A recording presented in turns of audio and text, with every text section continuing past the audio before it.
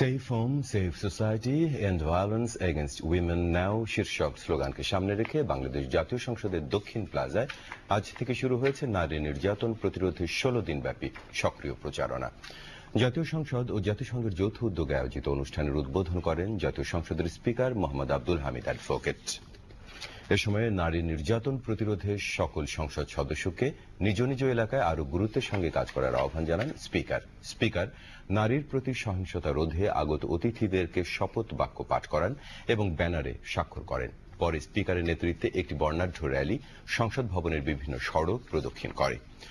র্যালিতে অন্যান্যের মধ্যে উপস্থিত ছিলেন জাতীয় সংসদের উপনেতা সৈয়দা সাজিয়েদা চৌধুরী, মহিলা ও শিশু বিষয়ক প্রতিমন্ত্রী ডক্টর শিরিন শারমিন চৌধুরী, বাংলাদেশে স্পেনের রাষ্ট্রদূত লুইস তাজাদা শাকন, ইউএনএফপিএ প্রতিনিধি আর্থার আর্কেন, জাতিসংঘের আবাসিক সমন্বয়কারী নীল ওয়াকার ও জাতীয় সংসদের হুইপ শাগুফতা ইয়াসমিন।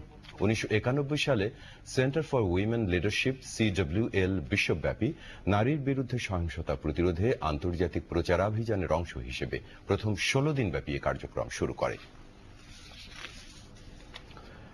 জাতীয় সংসদের দুটি মন্ত্রণালয় সম্পর্কিত স্থায়ী কমিটির বৈঠক আজ সংসদ ভবনে অনুষ্ঠিত হয়।